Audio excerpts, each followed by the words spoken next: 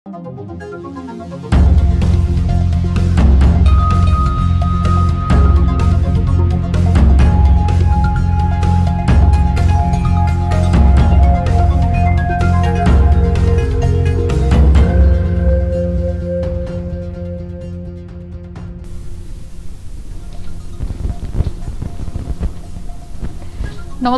यो news 24 television prime time न्यूजमा स्वागत छ। मुलुकमा 3 तहको सरकार भए पनि नागरिकले सुविधा नपाएको गुनासो आइरहेको छ। त्यसमध्ये नागरिकसँग निरन्तर जस्तो सम्पर्क हुने तह हो स्थानीय सरकार। तर स्थानीय सरकार नागरिक मैत्री बन्न सकेको छैन। स्थानीय सरकारको सेवा प्रभावकारी नभएको र सुशासन पनि नभएको घटनाक्रमले नै प्रष्ट भइरहेको छ। अख्तियार अनुसन्धान आयोगको वार्षिक प्रतिवेदनले पनि सबैभन्दा बढी भ्रष्टाचारको उजुरी स्थानीय तहमा भएको जनाइसकेको छ। अख्तियार संवैधानिक निकाय हो जसले राज्यमा भएको भ्रष्टाचार र अनियमितता उप कारबाही चलाउँछ। स्थानीय सरकारले सोझै र उपभोक्ता समिति मार्फत अनियमितता गर्ने गरेको फेहरिस्त आइरहेकै हुन्। स्थानीय सरकार केवल कर असुल्न मात्र केन्द्रित भएको छ।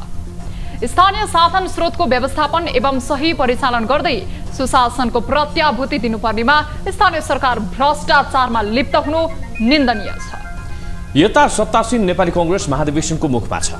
राजनीतिक दलहरू जनताका प्रतिनिधि हुन्। उनीहरूले आफूलाई जनताको सेवक भन्ने गरेका छन्। तर महाधिवेशन जस्तो सर्वोच्च थलोमा जनताका मुद्दाबारे बहस र छलफल हुँदैन। गरिबलाई झन गरिब अनि धनी झनै धनी बनाउने काम कांग्रेसले गरेको आरोप लाग्ने गरेको छ। जनजीविकाको सवालमा लामो समय सत्तामा भएर पनि कांग्रेसले उल्लेखनीय काम नगरेको भनाइ पनि सुनिएको हो। महँगी, बेरोजगारी लगायत जनताका मुद्दाको सम्बोधन कसरी गर्ने भन्नेमा पनि राजनीतिक दलहरूमा सार्थक बहस हुनैपर्छ। कागजै मात्रै होइन, व्यवहारमै हुनुपर्छ। कांग्रेस महाधिवेशनमा पनि यी मुद्दाले प्रवेश मात्रै होइन, प्राथमिकता नै पाउनु जरुरी छ। अब प्राइम टाइम न्यूजका हेडलाइन्स। प्राकृतिक प्रकोपमा धनजन गुमाएकाहरू अझै राहतको पर्खाइमा। दुःखमा समेत सरकारको साथ पाएनन् पीडितले। राहत प्याकेज ल्याउने विषयमा सरकार उदासीन। काम नगर्दासम्म चाहिँ हाम्रो आन्दोलन अझै कडा हुने कुरा म जानकारी गराउन चाहन्छु। गुटगत भेलाबाट पनि उम्मेदवार चयन गर्न कांग्रेसका दुवै पक्षलाई सकस। संस्थापन पक्षका पदाधिकारीका आकांक्षी बढ्दा सभापति देउवा समस्यामा साझा उम्मेदवार छान्न इतर पक्ष पनि असफल।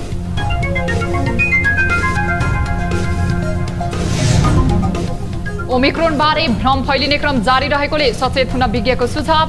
स्वास्थ्य मापदण्ड पालनामा ध्यान दिएमा आपतिनुपर्ने अवस्था नभएको जिकिर।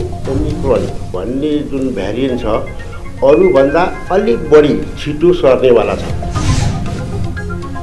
शेयर बजार सूचक नेप्से वर्षकै तल्लो बिन्दुमा। मौद्रिक नीति र तरलता अभावले बजारलाई असर पारेको विश्लेषण। लाखौं लगानीकर्ताको लगानी जोखिममा।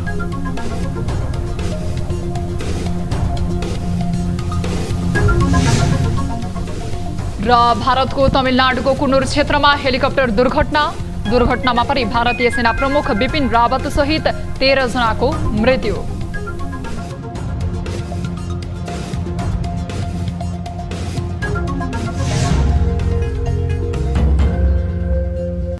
हामी निरन्तर न्यूजमा छौं। नेपाली कांग्रेसको महाधिवेशन नजिकै गर्दा बुढानीलकण्ठ र चाक्सीबारीमा नेताहरूको दौडधुप बढेको छ। महाधिवेशन स्थल भ्रिकुटी मण्डपमा चहल पहल कस्तो छ त हेरौं यो स्थलगत रिपोर्ट। यति बेला हामी काठमाडौँको भ्रिकुटी मण्डपमा छौं जहाँ नेपाली कांग्रेसले आफ्नो 14औं महाधिवेशन सम्पन्न गर्न गइरहेको छ। संस्थापन पक्ष र संस्थापन इतर पक्ष दुवै पक्ष पदाधिकारीको उम्मेदवारको लागि छलफलमा व्यस्त भइरहेको बेला केही केन्द्रीय सदस्यका उम्मेदवारहरू भने महाधिवेशन स्थलमै आएर प्रचार प्रसार गर्न थालिसकेका छन् भने तिनीका कार्यकर्ताहरूले पनि ब्यानर टाङ्ने लगायतका कार्यहरू सुरु गरिसकेका छन्। त्यसैगरी स्टेज निर्माण लगायतका कार्यहरूलाई पनि तीव्र बनाइएको छ।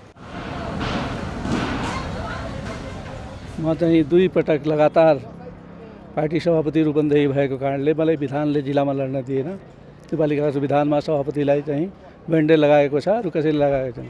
त्यस कारणले यहाँ आएको पार्टी विधानअनुसार विधिसम्मत रूपमा चल्नु पर्यो। व्यक्तिले होइन, विधिबाट पार्टी चल्यो भने चाहिँ पार्टीको मजबुत हुन्छ, राम्रो हुन्छ, जनताको लागि पनि राम्रो हुन्छ। म केन्द्रीय सहमहामन्त्रीको दाबी गरेर बसेको थिएँ। मेरा नेताहरूले अहिले तपाईँ केन्द्रीय सदस्यमा बस्नुहोस् भनेर म केन्द्रीय सदस्यको उम्मेदवारी दर्ता गर्ने पक्षमा, मनोनयन गर्ने पक्षमा छु। काङ्ग्रेसका नेता तथा कार्यकर्ताहरूमा महाधिवेशनको रौनक चलिरहँदा भिरकुटी मण्डपका आसपासका व्यवसायहरूको व्यवसाय भने कस्तो भएको छ भनेर पनि हामीले प्रतिक्रिया लिएका छौँ। अहिलेसम्मलाई त व्यवसाय ठप्पै छ, अब कुनै अलिअलि व्यवसाय चल्छ कि भन्ने आशामा छौँ। अब छिर्न दियो भने व्यवसाय त हुन्छ नै, किनभने महाधिवेशन हामीले पहिलाको महाधिवेशन पनि गरेकै हौँ। अहिले पनि अब यो 24 गते भन्छ, अहिले माहौलै राम्रो भइसक्यो। 24 गते महाधिवेशन छ भनेर थाहा छ तपाईँलाई? थाहा छ।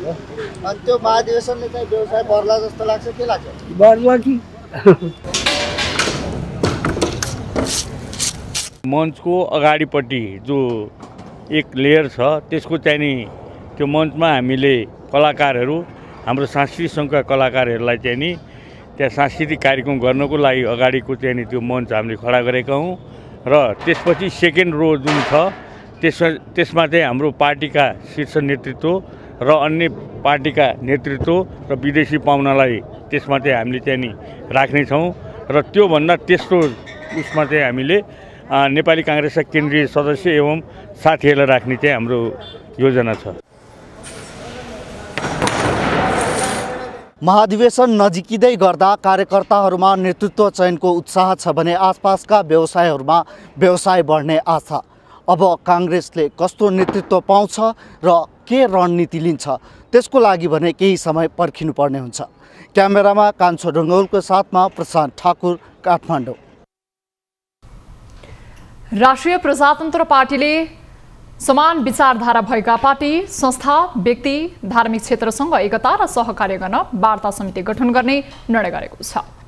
बुधबार काठमाडौँमा एकता महाधिवेशनपछि बसेको राप्रपाको केन्द्रीय समितिको बैठकले समान विचारधारा भएकासँग एकता र सहकार्य गर्न महामन्त्री धवल शमशेर राणाको संयोजकत्वमा वार्ता समिति गठन गर्ने निर्णय गरेको हो। बैठकले आगामी स्थानीय तहको निर्वाचनलाई मध्यनजर गर्दै महामन्त्री भुवन पाठकको संयोजकत्वमा स्थानीय तह निर्वाचन परिचालन समिति गठन गर्ने निर्णय पनि गरेको छ। त्यस्तै पार्टीका नवनिर्वाचित पदाधिकारी र सदस्यहरूको मर्यादाक्रम निर्धारणका लागि उपाध्यक्ष ध्रुव बहादुर प्रधानको संयोजकत्वमा मर्यादाक्रम निर्धारण समिति गठन गर्ने निर्णय भएको राप्रपा अध्यक्ष राजेन्द्र लिङदेनले जानकारी दिनुभएको छ। त्यस्तै बैठकले पार्टीका सबै भातृ संगठनलाई 3 महिनाभित्र महाधिवेशन गर्ने कार्यतालिका पेश गर्न पनि निर्देशन दिएको उहाँले बताउनु भएको छ।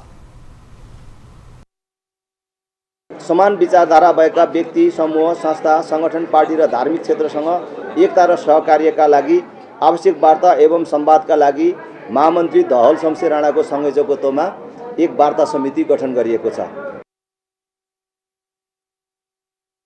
बैठकले महाधिवेशनलाई सम्पन्न गर्न सहयोग गर्ने सबैप्रति धन्यवाद प्रकट गर्ने निर्णय पनि गरेको छ। बैठकमा अध्यक्ष लिङदेनले केन्द्रीय सदस्यलाई आवश्यक जिम्मेवारी दिने भन्दै काम नगर्ने सदस्यलाई पार्टीभित्र कुनै ठाउँ नरहेको बताउनु भएको थियो।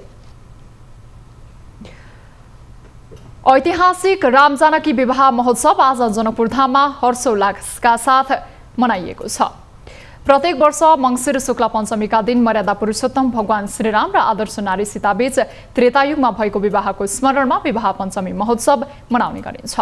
7 दिने विवाह पञ्चमी महोत्सवको आज 6औं दिन जनकपुरको जानकी मन्दिरमा वैदिक परम्परा अनुसार राम र सीताबीच विवाह गराउने प्रचलन छ। विवाह महोत्सवमा भाग लिन श्रद्धालु भक्तजनको बिहानैदेखि बाक्लो भिड लागेको थियो। स्थानीय सङ्घ संस्थाले हजारौं श्रद्धालुलाई निःशुल्क रूपमा आवास, भोजनको साथमा स्वास्थ्य सेवा पनि उपलब्ध गराएका छन्। महोत्सवमा सुरक्षा व्यवस्था कडा पारिएको छ। महोत्सवलाई ध्यानमा राख्दै नियमित भन्दा 800 बढी सुरक्षाकर्मी खटाएको जिल्ला प्रहरी कार्यालय धनुषाले जनाएको छ। त्यस्तै ट्राफिक व्यवस्थापन मिलाउन 300 ट्राफिक प्रहरी खटाइएको छ।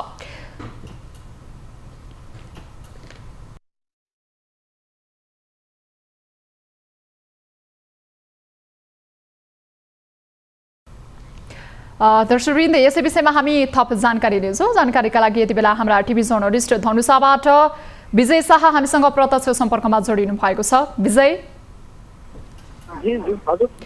विजय अब विवाह पञ्चमी आयोजना गरिँदैछ, त्यहाँको अहिलेको माहौल के छ त्यस विषयमा समग्र जानकारी गराउनुहोस् न।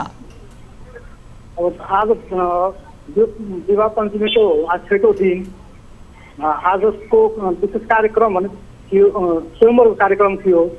स्वयंवर कार्यक्रम दिउँसो 3 बजे सुरुवात भइसकेर लगभग 5 बजे यसो समापन भयो। यहाँको रङ्गभूमि मैदानमा जानकी मन्दिरबाट निस्किएका डोला र उता राम मन्दिरबाट निस्किएका डोला विभिन्न ठाउँको परिक्रमाहरू गर्दै रङ्गभूमि मैदानमा आए र त्यसपछि मालाफेर गरेर स्वयंवर गरेर पुनः रामनारायण चोक, किराडी चोक, मिर्चेरिया, भानु चोक हुँदै जानकी मन्दिरमा आइसकेर त्यसपछि विधिपूर्वक वैवाहिक कार्यक्रममा अहिले लागेको छ र अहिले पनि जानकी मन्दिरको प्राङ्गणभित्र करिब 10,000 को भन्दा अधिक नै होला भिडभाड नै छ। अहिले वैवाहिक कार्यक्रममा उहाँहरूको सहभागी हुनुभएको छ। वैवाहिक यही हो। विजय, जस्तो अब जनकपुरमा राम सीताको विवाह भएकाले गर्दा पनि विवाह पञ्चमी त्यहाँ चाहिँ त्यस क्षेत्रमा एकदमै उत्सवका रूपमा मनाइने गरिन्छ र त्यहाँ अहिले कोरोनाको महामारीलाई मध्यनजर गरेर चाहिँ भिडभाड पनि छ भनेर भन्नुभएको छ। ठुलो सङ्ख्यामा मानिसहरू उपस्थित भएका छन् भन्नुभएको छ। स्वास्थ्यको मापदण्ड चाहिँ कतिको पालना गरिएको छ? खास गरी यस क्षेत्रमा खासै कोरोनाको सङ्क्रमित देखा परेको छैन र त्यसका बावजुद पनि आयोजकले र विभिन्न सङ्घ संस्थाहरूले यसलाई ख्याल गर्दै निःशुल्क मास्क वितरण गरिरहेको छ। धेरै ठाउँमा स्वास्थ्य केन्द्रहरू राखेर र मेन कुरो जानकी मन्दिर प्रवेश गर्दाखेरि नै सुरक्षाकर्मीले अनिवार्य मास्क लगाउनु भनिरहेको छ। जससँग छैन त्यसलाई चाहिँ निःशुल्क वितरण गरिरहेको छ। यस्तो दृश्य लगभग जनकपुरको धेरै जसो ठाउँमा देख्न पाइएको छ। त्यसले गर्दाखेरि कोरोनाको खासै असर पार्ला भन्ने लागेको तर भिडभाड त छ। भारतीय कतिपय सहरमा पनि होला तर त्यस्तो अप्ठ्यारो स्थिति हुने खालको अवस्था छैन र अन्य वर्षको तुलनामा चाहिँ यसपालि केही श्रद्धालुहरू कमी भएको चाहिँ यहाँ अनुमान गरिएको छ। हस् त विजय, यहाँलाई जानकारीका लागि धेरै धेरै धन्यवाद। उहाँ हुन्थ्यो हाम्रा टिभी जर्नलिस्ट विजय शाह जनकपुरबाट। यति बेला विवाह पञ्चमी मनाइँदैछ र त्यहाँ धेरै मात्रामा यति बेला भक्तजनहरू पनि उपस्थित हुनुभएको छ भनेर उहाँले हामीलाई जानकारी दिनुभएको छ। अब बाँकी न्युज। राष्ट्रपति विद्यादेवी भण्डारीले भूकम्पपछि विद्यालय, स्वास्थ्य संस्था, सांस्कृतिक सम्पदा र निजी आवास कहिल्यै नढल्ने गरी बनाउने सङ्कल्प गरे अनुसार काम भएको बताउनु भएको छ। बुधबार काठमाडौँमा भूकम्पपछिको पुनर्निर्माणको क्रममा नेपालले प्राप्त गरेको अनुभव र सिकाइका बारेमा अन्तर्राष्ट्रिय समुदायलाई जानकारी गराउन आयोजित अन्तर्राष्ट्रिय सम्मेलनको उद्घाटन गर्दै राष्ट्रपति भण्डारीले भूकम्पपछि 2 महिनामै क्षतिको आकलन गर्न सफल भए जस्तै अहिले पुनर्निर्माण पनि सफल भएको धारणा राख्नुभयो। उहाँले पुनर्निर्माणको बाँकी कामलाई पनि अब सम्बन्धित निकायले तोकिएको समयमा नै सम्पन्न गर्नुपर्ने समेत बताउनु भएको छ। राष्ट्रिय पुनर्निर्माण प्राधिकरणले तयार पारेका दस्तावेज विपद जोखिम न्यूनीकरणमा ज्ञानका भण्डारको रूपमा काम गर्ने उहाँले बताउनु भएको छ। 2072 साल वैशाख 12 गते र 29 गतेको भूकम्प एवं पटक पटकका परकम्पले नेपालीलाई पाठ समेत सिकाएको राष्ट्रपति भण्डारीले बताउनुभयो। भूकम्पले नभई निर्माण भएका कमजोर संरचनाले क्षति गर्ने भएकोले बलियो पूर्वाधार निर्माण गर्ने अवसरको रूपमा पुनर्निर्माण अवधि उपयोग भएको विश्वास उहाँले व्यक्त गर्नुभयो। अन्तर्राष्ट्रिय समुदाय तथा अन्य सरकारवाला निकायहरूको सहभागितामा 2072 साल माघ 2 गते सुरुवात गरेको भूकम्पपछिको पुनर्निर्माण सम्बन्धी महाअभियानलाई स्मरण गर्नु म सान्दर्भिक ठान्दछु। कार्यक्रममा अर्थमन्त्री जनार्दन शर्माले भूकम्पपछिको पुनर्निर्माण 90% सम्पन्न भएको उल्लेख गर्दै निर्माण प्रविधि र क्षमता समेत वृद्धि भएको बताउनुभयो। भूकम्पले क्षति भएका निजी आवास यसै वर्ष पुनर्निर्माण सम्पन्न गर्ने गरी शहरी विकास मन्त्रालयलाई जिम्मेवारी हस्तान्तरण गरिएको जानकारी उहाँले दिनुभयो। विशेष पहल गर्नुहुने अर्थ मन्त्रालयका कर्मचारीहरू पनि धन्यवादका पात्र छन्। पुनर्निर्माणको बाँकी रहेका कामहरू सम्पन्न गर्ने सम्बन्धमा निजी आवासहरूको बाँकी कामलाई यसै आर्थिक वर्षभित्र सम्पन्न गर्ने गरी शहरी विकास मन्त्रालयमा जिम्मेवारी हस्तान्तरण गरिएको समेत जानकारी गराउन चाहन्छु। सम्मेलनले नेपाललाई सन् 2030 सम्ममा विपद जोखिम मुक्त देशका रूपमा स्थापित गर्ने लक्ष्यलाई पूरा गर्न सहयोग गर्ने विश्वास पुनर्निर्माण प्राधिकरणको छ। आगामी पुस 9 गते 6 वर्षीय कार्यकाल सक्न लागेको प्राधिकरणले पुनर्निर्माणका बाँकी काम विषयगत कार्यालयलाई हस्तान्तरण गरिसकेको छ। प्राधिकरण मार्फत हालसम्म 7,59,710 घर पुनर्निर्माणको चरणमा रहेको छ। 8,66,207 जना भूकम्प पीडित प्राधिकरणको लाभग्राही सूचीमा रहेका छन्। प्रधान न्यायाधीश चोलेन्द्र शमशेर राणाको राजीनामा माग गर्दै नेपाल बार एसोसिएसनले बुधबार पनि धरना दिएको छ। बुधबार पनि बारको अगुवाईमा प्रधान न्यायाधीशको राजीनामा माग गर्दै धरना दिएको हो। विरोध प्रदर्शनको क्रममा बारका अध्यक्ष चण्डेश्वर श्रेष्ठले न्यायालयमा बिचौलियाको संरक्षण भइरहेको र भ्रष्टाचार मौलाएको भन्दै प्रधान न्यायाधीशले राजीनामा दिनुपर्ने बताउनु भएको हो। उहाँले प्रधान न्यायाधीशले बिचौलिया पाल्ने काम गरेकोले उहाँको काम बेठिक भएको भन्दै राजीनामाको विकल्प नभएको धारणा राख्नु भएको छ। प्रधान न्यायाधीशको बहिर्गमन नभएसम्म आन्दोलन नरोकिने उहाँको भनाइ छ। गरिमा कायम राख्न सक्दैन, ऊ बेगर उसलाई नहटाइकन अगाडि बढ्न सक्दैन भन्ने निष्कर्ष पुगिसकेपछि नेपाल बार एसोसिएसनले उहाँको राजीनामा माग्दै हामी अगाडि बढिराखेका छौँ। प्रधान न्यायाधीशलाई महाभियोग लगाउनु पर्ने भन्दै यसअघि बार नेतृत्वले विभिन्न दलका शीर्ष नेतालाई ज्ञापन पत्र समेत बुझाएको छ।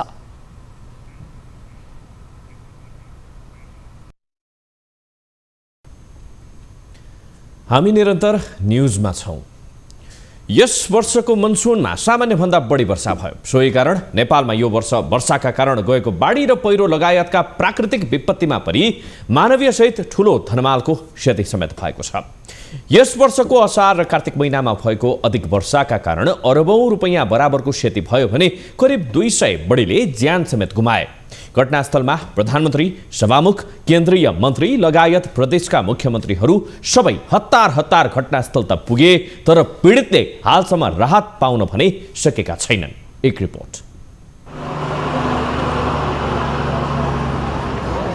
नेपालमा हरेक वर्ष मनसुनमा बाढी पहिरो लगायतका प्राकृतिक विपत्तिले ठूलो जनधनको क्षति गर्ने गरेको छ। प्राकृतिक विपत्ति सम्बन्धी पूर्व तयारीको अभाव र उद्धार कार्य फितलो हुँदा पनि क्षति बढिरहेको हो। गत 1 असारमा अविरल वर्षा हुँदा सिन्धुपाल्चोक र मनाङमा ठूलो जनधनको क्षति भयो। अझ गत 2 कार्तिकमा भएको बेमौसमी वर्षाले त सिन्धुपाल्चोक सहित देशको विभिन्न जिल्लामा ठूलै जनधनको क्षति पुग्यो। यी हृदय विदारक घटना पश्चात देशका प्रधानमन्त्री, सभामुख, उपप्रधान तथा गृहमन्त्री लगायत प्रदेशका मुख्यमन्त्रीहरू घटनास्थलमा पुगी बाढी पहिरो पीडितलाई भेटेर चाँडो भन्दा चाँडो राहत र क्षतिपूर्ति दिने आश्वासन दिएर फर्के। तर घटना भएको यतिका दिन बितिसक्दा समेत सरकारले दिने भनेको प्रारम्भिक राहतको 50,000 रुपैयाँ समेत प्रकोप पीडितले अझै पाउन सकेका छैनन्।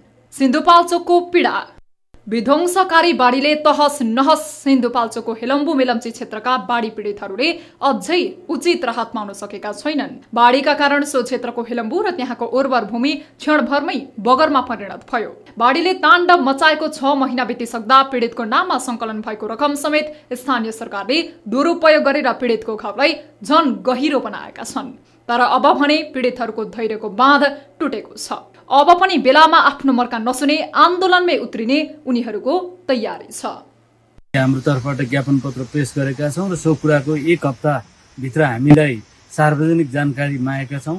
सो कुराको जानकारी नभएसम्म र पीडितहरूका जुन खालको पीडा छ त्यो पीडा अनुसारको चाहिँ काम नगर्दासम्म चाहिँ हाम्रो आन्दोलन अझै कडा हुने कुरा म जानकारी गराउन चाहन्छु। कञ्चनपुरमा राहतको अनवरत पर्खाइ। कञ्चनपुरको बाढीको व्यथा झन पीडादायी छ। त्यहाँको खेती योग्य जमिन समुद्रको आइल्यान्ड जस्तो बन्जर भएको छ। कार्तिक महिनामा आएको बेमौसमी वर्षा र त्यसका कारण गएको बाढीले खेती योग्य जमिन बगरमा परिणत भएको हो। महाकाली नदी र जोगबुढा नदीको बीच टापुमा बसी भारतसँग जोडिएको सीमानाकाको रक्षा गर्दै आएका कुतिया कबरवासी सरकारसँग महाकाली र जोगबुढा नदीमा बाँध हालोस् र सुरक्षित टहरा बनाइदियोस् भनेर माग गर्दै आइरहेका छन्। गयो साल पनि हाम्रो बाढी लाग्यो हैन, लाग्दाखेरि पनि राहत दिन्छु भने के पनि जसलाई लागेको छैन उलाई अगाडि मिल्यो, नलागेलाई त मिलेन। जसलाई घर बगिया छ, रासन पानी सब बगिसकेको छ, त्यसलाई त मिल्दै मिलेन। बाढी आएको करिब 3 महिना बित्दा पनि सरकारले दिने भनिएको राहत भने अहिलेसम्म स्थानीयले पाउन सकेका छैनन्। पीडितको अवस्थाप्रति राज्य उदासीन बन्दा उनीहरू थप मर्कामा परेका छन्। कैलालीको कथा पूरा भएन सरकारी प्रतिबद्धता। बाढीको कहरले थरिएको कैलालीको समस्या पनि अन्य जिल्लाको जस्तै छ। बझाङ लगायत सुदूरपश्चिमका विभिन्न जिल्लाहरूका बाढी पीडितहरूले घर गुमाए, आफन्त गुमाए, सम्पत्ति गुमाए, तर हालसम्म सरकारबाट भने राहत पाउन सकेनन्। सरकारले ती क्षेत्रका पीडितलाई राहत दिने प्रतिबद्धता गरे पनि हालसम्म पूरा हुन सकेको छैन। सरकारले राहतका नाममा आश्वासन दिएर झुक्क्याएको उनीहरूको आरोप छ। राहत पाइने हो भनेर हामीले फोटो पनि खिचाए, फर्म पनि भराए, सबै थोक भयो। यो महिना गइसक्यो, हामीले पाएको छैन। त्यो सालले आशा लगातामा हामीले पाएको छैन। प्रधानमन्त्रीको आश्वासनले अल्झेका बर्दियाका पीडित। गत 2 कार्तिकमा गएको भीषण बाढीले बर्दियाका स्थानीयले धनजनको क्षति बेहोर्नु पर्यो। ठूलो पीडामा परेका उनीहरूले हालसम्म सरकारबाट सामान्य चामल र दाल बाहेकको राहत पाउन सकेका छैनन्। बेमौसमी वर्षा र बाढीले बर्दियाको सयौं बिघा जमिनमा पाकेको र काटेको धान खेतको हिलोमै कुहिएको थियो। त्यसको केही दिनपछि प्रधानमन्त्री शेरबहादुर देउवा मन्त्रीहरू सहित हेलिकप्टर चढेर बाढी प्रभावित क्षेत्र राजा पुर्याउँदा बाढी पीडितलाई ठूलै आशा जागेको थियो। तर धान खेत र घरभित्र पसेको बाढीको पानी त सुक्यो, तर प्रधानमन्त्रीको आश्वासन भने अझै पूरा भएन। अहिलेसम्म हाम्रो हातमा अहिलेसम्म केही पनि राहत भन्ने केही दिएको छैनन्। चाउचाउ बिस्कुट र पानीसम्म हामीले पाएको छैनौँ। चाउचाउ र बिस्कुट मात्र यहाँ वितरण गरे भन्ने कुरो मात्र थाहा छ। यसरी वर्षभरिको जीवन धान्ने बाली नष्ट भएको पीडा एकातिर छ भने घरभित्र रहेको बिउ बिजन, अन्नपात, लत्ता कपडा र पशु चौपाएको नोक्सानीको पुरै भरपाई गर्न नसके पनि तत्कालै सरकारले पीडितलाई सम्बोधन हुने खालको योजना ल्याउन एकदमै जरुरी छ। न्यूज 24 टेलिभिजनका लागि कञ्चनपुरबाट टिभी जर्नलिस्ट सुरेश भट्ट, सिन्धुपाल्चोकबाट विदुर गिरी, कैलालीबाट सुशील ढुङ्गाना र बर्दियाबाट ज्योति पन्थीको रिपोर्ट।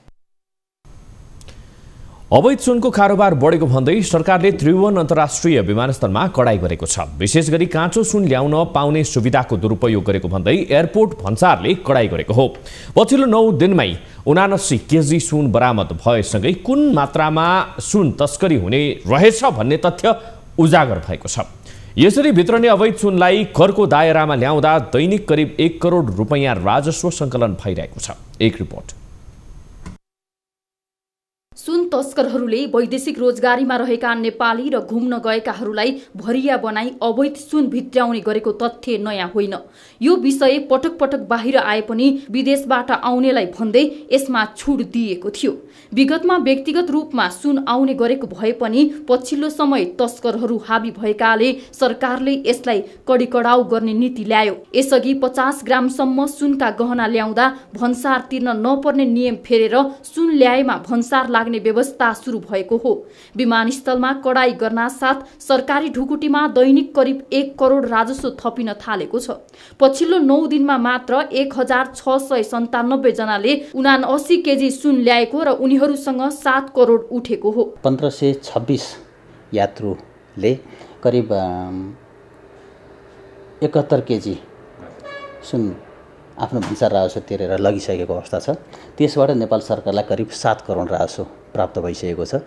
बाँकी सुनबाट थप राजस्व प्राप्त हुन बाँकी नै छ। उहाँहरूले त्यो अहिले काउन्टर डिपोजिटमै छ, त्यो उहाँहरूले तिरिसके राजस्व तिरिसकेपछि हामीले रेजिस्ट गर्छौँ। यसरी सुन ल्याउने प्रवृत्ति बढ्नुमा संयुक्त अरब इमिरेट्स र काठमाडौँको सुनको भावमा हुने फरक रहेको बताइएको छ। युएईबाट 50 ग्राम सुन ल्याई नेपाली बजारमा बेच्दा 50,000 सम्म नाफा हुने भएकाले पनि तस्करहरू मौलाएका हुन्। युएईबाट मात्र नभई कतार, मलेसिया, कोरिया लगायतका देशबाट पनि तस्करहरूले वैदेशिक रोजगारीमा फर्कने युवालाई 50 तोला सुन नेपाल लगिदिए बापत 10 देखि 15,000 रुपैयाँसम्म दिने गरेको पत्ता लागेको छ। सरकारले गहनामा मात्र 50 ग्रामको सुन्ने भन्सार सुविधा दिएको छ, तर अहिले तस्करहरूले काँचो सुनलाई पनि बाला बनाई गहनाकै रूपमा पठाइरहेका छन्। व्यक्तिले ल्याउन पाउने 50 ग्रामसम्मको सुनका गहनामा जुन भन्सार छुट सुविधा छ त्यसको दुरुपयोग गर्ने मनसाय राखेर सुनको कारोबारी, विशेष गरी सुनको अवैध कारोबारमा संलग्न व्यक्तिहरूले नै विदेशबाट नेपाल आउने सोझा यात्रुहरूलाई प्रयोग गरेर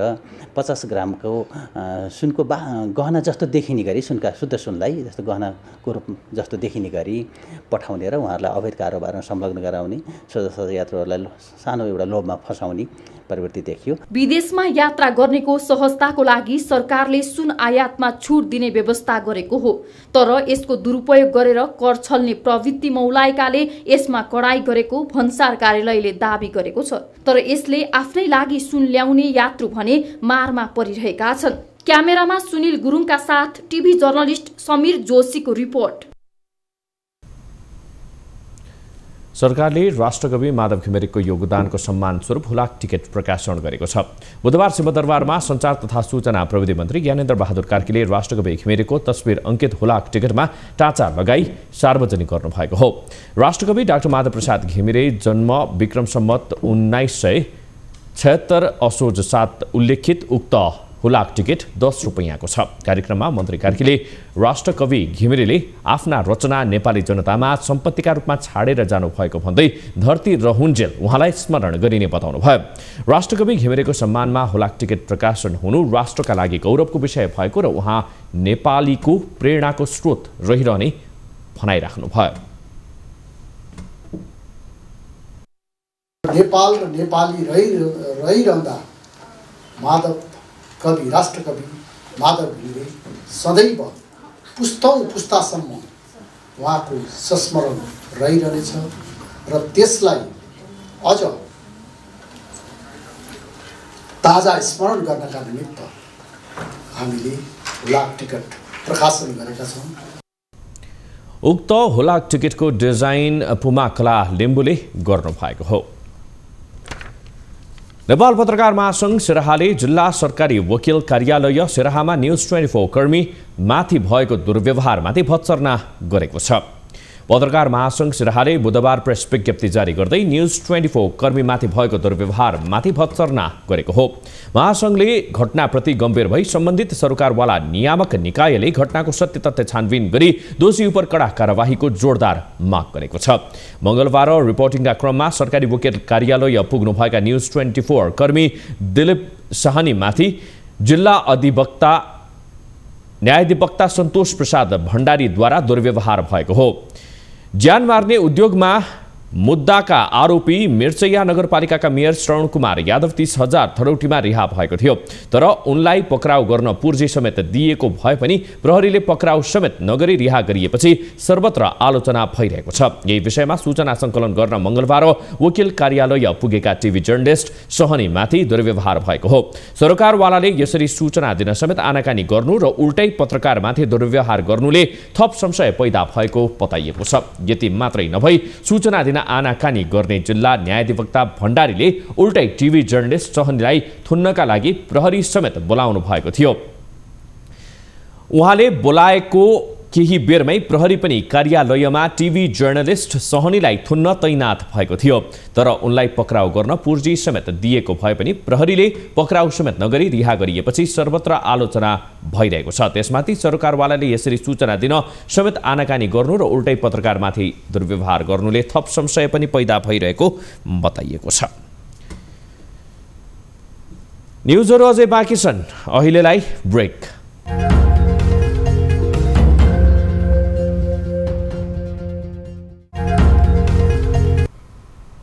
हामी निरन्तर न्युजमा छौं। सवारी साधनमा प्रयोग हुने इन्धनको आयातले राज्यको खरबौं पुँजी पलायन भइरहेको छ। यसकै कारण राज्यले वार्षिक खरबौंको व्यापार घाटा पनि बेहोरिरहेको छ।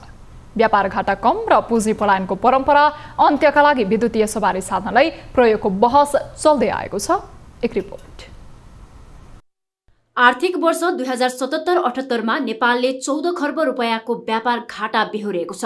व्यापार घाटा बढ्नुमा प्रमुख कारण इन्धन आयात रहेको छ। यो अवधिमा नेपालले 1 खर्ब 60 अर्ब रुपैयाँको इन्धन आयात गरेको छ। डिजेलको आयातमा 91 खर्ब 94 करोड खर्चिएको छ भने पेट्रोलबाट 32 अर्ब 44 करोड रुपैयाँ बाहिरिएको छ। इन्धनको आयातबाट हुने पुँजी पलायनलाई रोक्न विद्युतीय सवारी साधनको प्रयोगको बहस बारम्बार चल्ने गरेको छ। व्यवहारमा प्रयोगमा आउन नसकेको सो मुद्दा पछिल्लो समय फेरि चर्चामा छ। अर्थमन्त्री जनार्दन शर्माले यी क्षेत्रमा भइरहेको लगानीलाई विद्युतीय सवारीमा स्थानान्तरण गर्नुपर्नेमा जोड दिनुभएको छ। तपाईहरुलाई विद्युतमा दिने सहुलियत, जग्गा उपलब्ध गराउने कुराहरू, श्रम गर्दा निरन्तर फ्याक्ट्रीहरू चल्ने ग्यारेन्टी लगायतका अन्य सुविधाहरू सरकारको तर्फबाट दिन सकिने कुरा पनि म यहाँसँग राख्न चाहन्छु। अटोमोबाइल्स क्षेत्र राज्यलाई धेरै आयकर बुझाउने र राजस्वमा योगदान दिने क्षेत्र रहेको छ। सवारी साधनले प्रयोग गर्ने इन्धनबाट उठाइएको रकमलाई प्रदूषण नियन्त्रणमा प्रयोग गर्नुपर्ने समेत सरकारवालाहरूले बताउँछन्। विद्युतीय सवारी साधनको प्रयोग बढाउन नीतिगत व्यवस्था समेत गर्नुपर्ने नाडाका अध्यक्ष कृष्ण प्रसाद दुलालको भनाइ छ। नेपाल राष्ट्र बैंकले सवारी साधन खरिदमा 50% को क्याप लगाएको छ। त्यो यस्तो बदलिएको अवस्थामा कति न्यायोचित छ त्यसको मूल्याङ्कन गर्ने समय आइसकेको हाम्रो बुझाइ छ। निजी सार्वजनिक निर्माण तथा सेवाका लागि प्रयोग हुने सवारी साधन, spare parts, service centre, lubricants, tyre tube, battery लगायतका व्यवसायहरू प्रत्यक्ष र परोक्ष रूपमा उत्पादकत्व बढाउने व्यवसाय हुन्। मुलुक अहिले इन्धनकै कारण व्यापार घाटा बेहोर्न बाध्य रहेकाले यसलाई नियन्त्रण गर्न पनि विद्युतीय सवारीमा ध्यान दिनुपर्ने व्यवसायको माग छ। हामीहरूको जुन एउटा अहिले एक्जिस्टिङ जुन एउटा चाहिँ इलेक्ट्रिसिटी जुन सरप्लस भएको चाहिँ छ त्यसलाई पनि वास्तवमा हामीले एउटा चाहिँ भन्नाले त्यसबाट चाहिँ बेनिफिट चाहिँ लिन सकिनेछ। बुधबार काठमाडौँमा नाडा अटोमोबाइल्स एसोसिएसनको 45औं साधारण सभा आयोजना गरिएको हो। सभामा विद्युतीय सवारी साधनको प्रयोग बढाएर व्यापार घाटा कम र पुँजी पलायनको अवस्थालाई न्यूनीकरण गर्न जोड दिएको छ। न्यूज 24 टेलिभिजनका लागि क्यामेरामा मदन सापकोटाका साथमा रबिन ठकुरीको रिपोर्ट। कोरोना भाइरसको नयाँ भेरिएन्ट ओमिक्रोन बारे धेरै भ्रम फैलिएपछि विज्ञहरूले यसबारे सचेत हुन आग्रह गरेका छन्। पछिल्लो समय ओमिक्रोन बारे अनेक तथ्यहरू बाहिर आउने क्रम भएकोले पनि विज्ञहरूले सचेतना अपनाउन आग्रह गरेका हुन्। विशेष गरी ओमिक्रोनको उद्गम स्थलको अध्ययन पश्चात विज्ञहरूले आत्ति हाल्नुपर्ने अवस्था नरहेको बताएका छन्। अझ कोरोना विरुद्धको खोप समेत प्रभावकारी पाइएपछि यसलाई हाउगोजीको रूपमा व्याख्या नगर्न समेत आग्रह गरिएको छ। एक रिपोर्ट। ओमिक्रोन भेरिएन्ट फैलिएको देशको अवस्था के छ? ओमिक्रोन भेरिएन्टको उद्गम स्थल दक्षिण अफ्रिकाको गुटेङ प्रान्तमा संक्रमितहरूको संख्या तीव्र दरमा बढिरहेको छ। त्यहाँ भेटिएका करिब 75% संक्रमितमा ओमिक्रोन नै पुष्टि भएको छ। तर संक्रमितहरूको अवस्था भने जटिल बनेको छैन। मृत्युदर समेत कम नै रहेको पाइएको छ। कोरोना विरुद्धको खोप नलगाएकाहरू नै बढी मात्रामा अस्पताल भर्ना हुनुपर्ने अवस्थामा पुगेका छन्। कोरोना भाइरसको नयाँ भेरिएन्ट आउनुलाई विज्ञहरूले स्वाभाविक रूपमा लिएका छन्।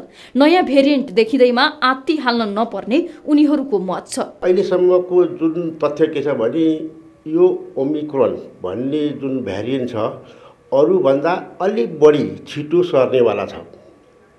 करिब डेल्टा भन्दा 3 गुणा बढी संक्रमण हुन्छ भनिएको छ। तर यसले गर्ने जुन चिकित्सापना अथवा बिरामीलाई अस्पतालमै भर्ना गरेर उपचार गर्न पर्ने अथवा मृत्यु हुने चाहिँ त्यस्तो देखिएको छैन। कोरोनाको उत्परिवर्तित भेरिएन्टमा खोपले काम गर्छ। हाल प्रयोग भइरहेका खोपहरू कोरोना भाइरसको पहिलो स्वरूप अर्थात् चीनको युहानमा देखिएको कोरोना भाइरस विरुद्ध बनाइएको हो। त्यसैले अहिले नयाँ भेरिएन्टमा यी खोपको प्रभावकारिता हुने नहुने बहसले समेत स्थान पाइरहेको छ। तर हालसम्मको अध्ययनले भने खोपले कोरोना संक्रमितको मृत्यु दरलाई भने उल्लेख्य मात्रामा न्यूनीकरण गरेको अध्ययनहरूले देखाइरहेको छ। खोपको प्रभावकारिता नेपालमा पनि देखियो। सबैभन्दा बढी कोरोना संक्रमितको उपचार गर्ने शुक्रराज अस्पतालको इमर्जेन्सीदेखि आइसियु वार्ड रित्तो छ। कोरोनाका नयाँ भेरिएन्ट आउने क्रम जारी रहे पनि खोप लगाएकाहरू अस्पताल भर्ना हुनु परेको छैन। हस्पिटलाइजेसन रेट, हस्पिटल आउने ट्रिटमेन्टको लागि आउनु पर्ने, हस्पिटल बस्नुपर्ने रेट चाहिँ बढेको देखिँदैन। हाम्रो त्यो चाहिँ इमर्जेन्सी भिजिटबाट पनि थाहा हुन्छ। दैनिकी हाम्रो 3 देखि 4 जना मात्र इमर्जेन्सी भिजिटमा आउनुहुन्छ कोभिडको पेसेन्ट चाहिँ। तर ओपीडीमा चाहिँ रेगुलर आउनुहुन्छ। जसलाई एडमिसन आवश्यक पर्दैन उहाँहरू मेडिकेसनबाट घर जानुहुन्छ। अब के गर्नुपर्छ? कोरोना भाइरसको नयाँ भेरिएन्ट आउने र संक्रमण फैलने दर नियन्त्रण नभएकाले यति बेला खोप अभियान तीव्र पार्नमा विज्ञहरूले जोड दिएका छन्। यसअघि खोप लगाएकाहरूलाई बुस्टर डोज दिनुपर्ने माग समेत भइरहे पनि विज्ञले भने प्राथमिकताका आधारमा खोप लगाउनमा जोड दिएका छन्। जति जोखिम भनेर हामीले लक्षित गरेका छौँ तिनीहरूले कम्तीमा 2 मात्रा पाउनु पर्यो र अध्ययनको आधारमा जब प्रमाण आउँदै जान्छ पछि हामी चाहिँ बुस्टरको सोचौँला। तर नेपाल सरकारले के निर्णय गर्यो भने अघि जुन मैले भने इम्युनो कम्प्रोमाइज अथवा रोगसँग लड्ने क्षमता कम भएकालाई 1 मात्रा थपिदेऊ। 60 वर्षभन्दा माथिकालाई पनि जसले भेरोसिल जो चाइनिज भ्याक्सिन लिएको छ 1 मात्रा थपिदेऊ भनी सिफारिस भएको छ। त्यहाँभन्दा अन्यथा बुस्टरको कुरो हामीले गरेका छैनौँ। खोप प्रयोगले कोरोना संक्रमणलाई जटिल हुन बचाए पनि स्वास्थ्य मापदण्डको पालनाले नै संक्रमणबाट जोगाउने प्रश्न छ। यसका लागि नागरिक स्तरबाट मास्कको सही प्रयोग, भौतिक दूरी कायम, साबुन पानीले हात धुने वा सेनिटाइजर प्रयोग गर्ने, भिडभाड नगर्ने लगायतका विषयमा ध्यान दिन आवश्यक छ। क्यामेरामा प्रभात थापाका साथ टिभी जर्नलिस्ट रिया भण्डारी, काठमाडौँ। हामी निरन्तर न्यूजमा छौं। नेपाली कांग्रेसको महाधिवेशन आउन 2 दिन मात्रै बाँकी रहँदा नेतृत्व आकांक्षीको टुङ्गो लगाउन बसेको संस्थापन र इतर पक्षको बैठक बिना निष्कर्ष टुङ्गिएको छ। पदाधिकारीमा आकांक्षी धेरै हुँदा टिम निर्माणमा सकस भइरहेकाले संस्थापनले पदाधिकारी थप्ने तयारी गरेको छ भने पौडेल पक्षले टिम व्यवस्थापनको त परको कुरा आफ्नो एकल उम्मेदवार समेत टुङ्ग्याउन सकेको छैन। एक रिपोर्ट। 14औं महाधिवेशनमा आफ्नो पक्षमा नेतृत्व हत्याउने दाउमा रहेका नेपाली कांग्रेसको संस्थापन पक्ष र रामचन्द्र पौडेल पक्षले उम्मेदवार खडा गर्ने अन्तिम कसरतमा छन्। सभापति पदका लागि बलिया उम्मेदवार मानिएका शेरबहादुर देउवालाई फेरि पनि सभापतिमा दोहोऱ्याए पनि आफ्नो टिम व्यवस्थापनमा सकस देखिएको छ। संस्थापनमा पदाधिकारीका आकांक्षी धेरै हुँदा देउवालाई अप्ठ्यारो परेको हो। बुधबार संस्थापन पक्षको बैठकमै डाक्टर प्रकाश शरण महत, बालकृष्ण खाँड र एनपी साउदले महामन्त्री पदमा दावी गरेका छन् भने बैठकमा अनुपस्थित रहेका हालका सञ्चार मन्त्री ज्ञानेन्द्र बहादुर कार्की पनि महामन्त्री पदको दावेदार हुन्। कांग्रेसको प्रवक्ता समेत रहेका विश्व प्रकाश शर्माले महामन्त्रीमा उम्मेदवारी घोषणा गरी प्रचारमा व्यस्त छन्। संस्थापनले पदाधिकारी व्यवस्थापन गर्न नसकेपछि केन्द्रीय समितिमा पदाधिकारीको संख्या बढाउने तयारी गरेको छ। केन्द्रीय समितिले नै टुङ्गो लाउने विषय हो र पदाधिकारीहरू केही थप गर्नुपर्छ कि भन्ने चर्चाहरू छलफल भइरहेको छ र केन्द्रीय समितिले टुङ्गो लगाइसकेपछि हामीले महाधिवेशन पनि त्यो प्रस्तावलाई पास गर्नुपर्छ। सहमन्त्री पदमा आकांक्षीको संख्या संस्थापन पक्षमा मात्रै दर्जन भन्दा बढी छन्। विधानमा 8 जना सहमन्त्री हुने व्यवस्था रहे पनि सहमन्त्री पदमा 12 जना भन्दा धेरै नेताहरूले दावी गरेका छन्। अहिलेसम्म के भएको छ भने तपाईँहरू मध्ये सहमति भयो भने म तपाईहरुलाई सहयोग गर्न अथवा छाड्दिन तयार छु भन्नुभयो रामचन्द्रजीले। त्यो पनि उहाँको महानता हो। त्यसैगरी डाक्टर शशाङ्कले पनि ठिक छ सहमति हुन्छ भने म छाड्छु भन्नुभयो। अब 2 जना साथीहरू बाँकी छन्, उनीहरूको बीचमा सहमति गर्ने। यता पौडेल पक्षले पदाधिकारी व्यवस्थापन गर्ने टिम घोषणा त परको कुरा, नेतृत्वको उम्मेदवार समेत घोषणा गर्न सकेको छैन। उम्मेदवारी मनोनयनको मिति नजिकिँदै गर्दा पनि साझा उम्मेदवारको विषय बैठकमा मात्र सीमित छ। सदस्यहरूको विषयमा पनि सबै इच्छुक साथीहरूको चाहिँ नाउँ सङ्कलन गरेर त्यसपछि एउटा हामी निष्कर्षमा पुग्छौँ। पौडेल समूहबाट महामन्त्रीका लागि गगन थापाले उम्मेदवारी घोषणा गरिसकेका छन्। महामन्त्रीमै मिनेन्द्र रिजाल, बलबहादुर केसी, धनराज गुरुङ लगायतको पनि दाबी छ। कोइरेलाहरू निकट मानिने नेता महेश आचार्यले उपसभापतिमा उम्मेदवारी दिने घोषणा गरेका छन्। चन्द्र भण्डारी, रामशरण महत र अर्जुन नरसिंह केसी उपसभापतिका आकांक्षी छन्। सहमन्त्रीमा भने बद्री पाण्डे र जीवन परियारले उम्मेदवारी घोषणा गरिसकेका छन्। न्यूज 24 टेलिभिजनका लागि टिभी जर्नलिस्ट पुष्पा शर्माको रिपोर्ट। राज्यको दृष्टिमा सबै उद्योगीहरू समान रहेका हुन्छन्। राज्यले तोकेको कर, राजस्व, अन्तशुल्क लगायत आर्थिक कारोबारमा सबै उद्योगले बराबरी सहभागिता जनाउनु पर्दछ। तर नेपालमा सञ्चालित 14 यूपीभीसी उद्योगमध्ये एउटा अन्तशुल्कको दायरामा आएको छ भने बाँकी 13 उद्योगहरूले छुट पाएका छन्। अन्तशुल्कको दायरामा आएको उद्योगको बारेमा भन्सार विभागलाई कुनै जानकारी नै छैन। एक रिपोर्ट। अन्तशुल्क ऐन 2058 अन्तर्गत नेपालमा उत्पादन वा पैठारी हुने वस्तु वा प्रदान गरिने सेवामा अन्तशुल्क लगाउने प्रावधान रहेको छ। ऐनलाई प्रत्येक उद्योगले पालना गर्नुपर्ने बाध्यात्मक प्रावधान छ। तर एल्युमिनियमबाट झ्याल ढोका लगायत सामग्रीहरू तयार पार्ने यूपीभीसी उद्योगमा अन्तशुल्क ऐन कार्यान्वयनमा असमानता देखिएको छ। नेपालमा सञ्चालित 14 यूपीभीसी उद्योगमध्ये 13ले अन्तशुल्कमा छुट पाएको तथ्य बाहिर आएको छ। तर काठमाडौँको मनमैजुबाट सञ्चालित सिद्धिविनायक उद्योगले भने अन्तशुल्क बुझाइरहेको भेटिएको छ।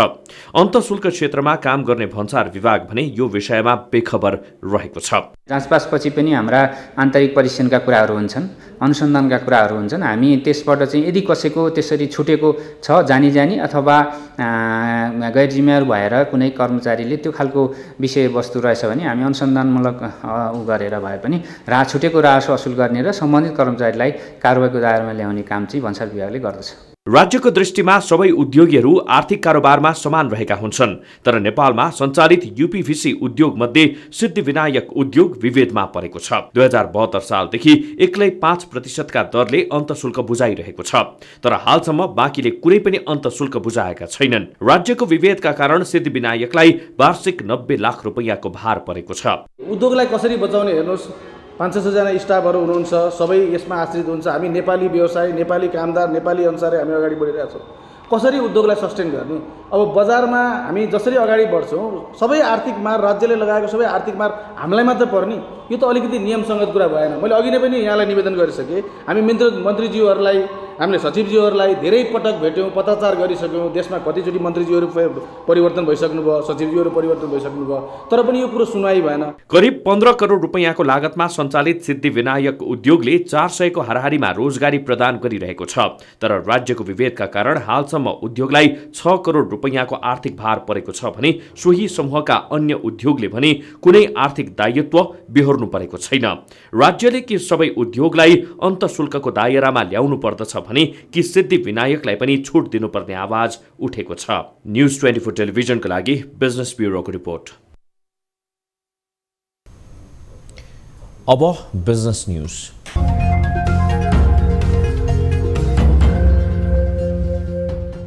बुधबार शेयर बजार परिसूचक नेप्से 53.10 अङ्कले घटेर 2455 अङ्कमा आइपुगेको छ। यो बिन्दु 2077 चैत पहिलो साता यताकै न्यून बिन्दु हो। 2077 चैत पहिलो साता परिसूचक 2431 अङ्कबाट उकालो लागेको थियो। कोरोना महामारीको समस्या बढिरहँदा व्यापार व्यवसाय खुम्चिने लगायतका समस्याका बीच लगानीकर्ताले शेयर बजारप्रति आकर्षण देखाउँदा बजार उकालो लागेको थियो। असार 1 गते नेप्सेले नयाँ उचाइ छुँदै 3063 बिन्दु पार गरे पनि बजार त्यसपछि नियमित करेक्सनमा गएको थियो। बजार बढ्नु र घट्नु सामान्य भए पनि भदौमा आएको मौद्रिक नीतिले भने शेयर बजारको उकालो यात्रालाई धक्का नै दियो। विशेष गरी शेयर धितो कर्जामा गरिएको कडाईको असर बजारमा परेको देखिएको छ। भदौ 3 मा हालसम्मकै उच्च बिन्दु 3228 मा पुगेको नेप्से मौद्रिक नीति आएसँगै ओह्रालो यात्रामा लाग्यो। सुरुमा राष्ट्र ब्याङ्कसँग असन्तुष्टि जनाउने गरी ठूला लगानीकर्ताले बजार घटाएको आरोप लगाए पनि निरन्तरको घटाई बजार नै कतै बियरिश ट्रेन्डमा गएको त होइन भन्ने आशंका समेत पलाएको थियो। त्यसमाथि ब्याङ्कहरूमाथि देखिएको तरलताको अभावले बजारलाई नकारात्मक नै असर पारिरह्यो। सुरुमा वात्तै घटेर कार्तिक 3 गते 2481 को बिन्दुमा बजार आए पनि समानित नेप्से सूचकले 19 दिनको अवधिमा करिब 400 अङ्कले बढ्दै 2878 अङ्कसम्म पुग्न सक्यो। तर त्यसपछि भने ओह्रालो लागेको बजार हालको तल्लो बिन्दुसम्म आइपुगेको हो। अझ पहिलो त्रैमासमा मौद्रिक नीतिमा पुनर्विचार हुने आंकलन गलत साबित हुनु, तरलता अभाव कायमै रहनु, ब्याङ्क ब्याज दर बढ्नु जस्ता समस्याले बजारलाई तल्लो बिन्दुमा ल्याएको विश्लेषकहरूले बताइरहेका छन्। वर्तमान गभर्नर शेयर बजारप्रति सकारात्मक नरहेको र अर्थमन्त्रीले पनि पर्याप्त चासो दिन नसकेको भन्दै लगानीकर्ताको मनोविज्ञान समेत कमजोर बनेर बजार घटेको तर्कले समेत स्थान पाइरहेको छ। 63 सालमा नेपालको शेयर बजार बियरिश ट्रेन्डमा गएको थियो, तर त्यसबेला बुलिश ट्रेन्डको अवधि पार गरेपछि मात्र बियरिश चरणमा प्रवेश गरेको थियो। हाल भने बुलिश ट्रेन्ड सुरु भएको 1 वर्ष पनि नभएकोले लगानीकर्ताहरू अहिलेको अवस्थालाई बियरिश ट्रेन्ड भन्न रुचाइरहेका छैनन्। बजारमा तरलता अभावको समस्या सकिना साथ नै बजारले लय समात्ने भएकोले यतिबेला भएका शेयरहरूलाई कायमै राख्नुपर्ने सुझाव समेत दिइरहेका छन्।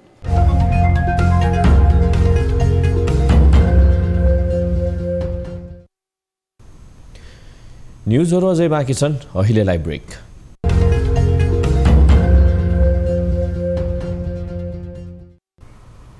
हामी निरन्तर न्यूजमा छौं। अब स्पोर्ट्स न्यूज।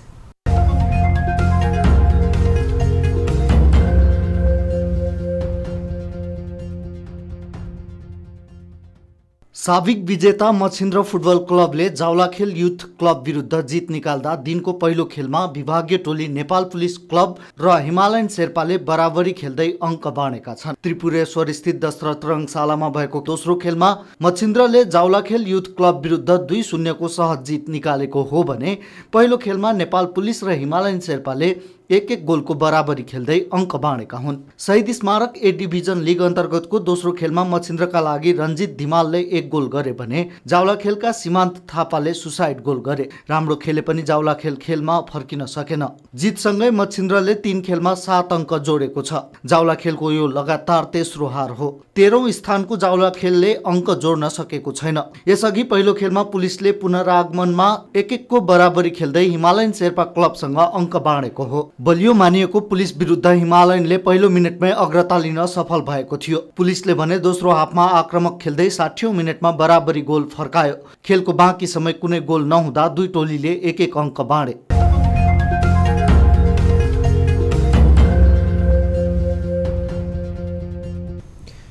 हामी निरन्तर न्युजमा छौं।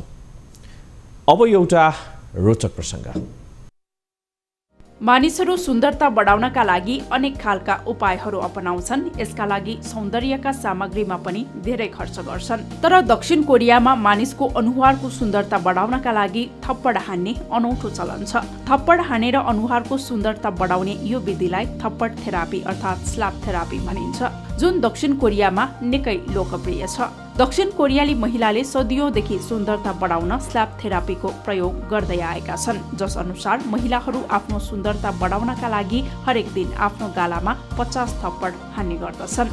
यो थेरापीमा जब गालामा हल्का थप्पड हानिन्छ तब अनुहारका हरेक हिस्सामा ताजा रगतको बहाव बढ्दछ। यसले छाला सफा गर्न मद्दत गर्दछ र अनुहारमा चमक आउँछ। जसमा बिस्तारै हल्का हातले गालामा थप्पड हानिन्छ। महिलाहरू आफ्नै हातले आफ्नो गालामा थप्पड हानेर यो थेरापी गर्न सक्दछन्। यसमा 2वटा हातले 2 गालामा छिटो छिटो हल्का थप्पड मार्नु पर्दछ। दक्षिण कोरियामा प्राचीन कालदेखि नै प्रचलित यो थेरापी अहिले कोरियाली संस्कृतिको फैलावटसँगै विश्वव्यापी बन्न थालिसकेको छ र यसलाई एन्टी एजिङ थेरापी पनि भन्ने गरिन्छ। अब 24 वेदर अपडेट।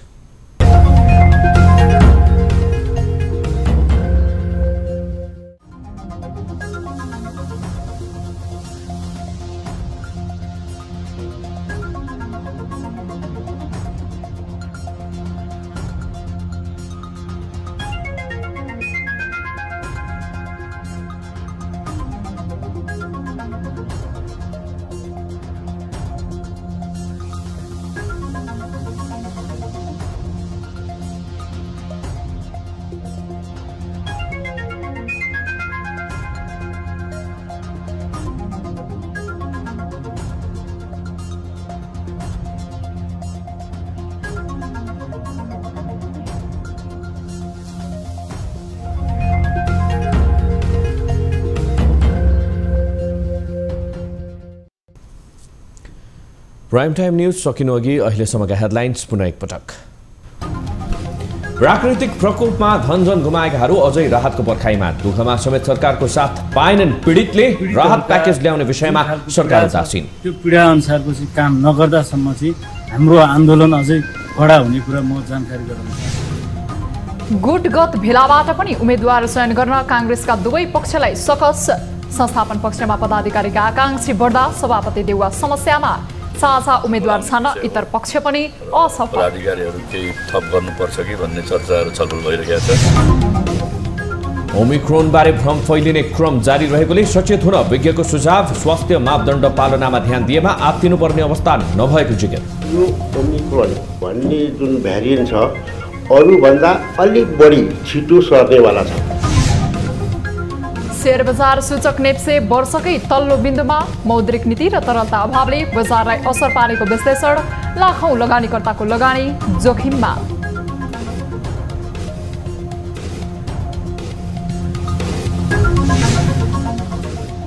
र भारतको तमिलनाडुको कुन्नूर क्षेत्रमा हेलिकप्टर दुर्घटना। दुर्घटनामा परि भारतीय सेना प्रमुख बिपिन रावत सहित 13 जनाको मृत्यु।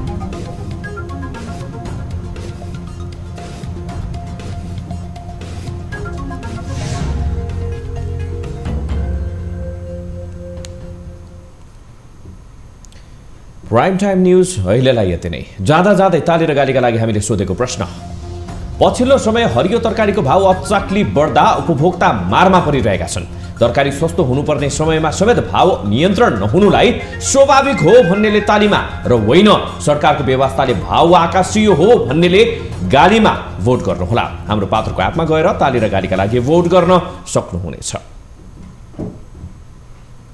थप न्यूजका लागि हाम्रो वेबसाइट www.news24nepal.com हेर्नुहोला। साथै हामीलाई फेसबुक, ट्विटर र युट्युबमा पनि फलो गर्न सक्नुहुनेछ। यस्तै मोबाइल, भाइबर र इमेलबाट 24 हेल्पडेस्कमा समस्या र गुनासो गर्न सक्नुहुनेछ। अहिलेलाई बिदा दिनुहोस्। हामी निरन्तर न्यूजमा छौं। नमस्ते।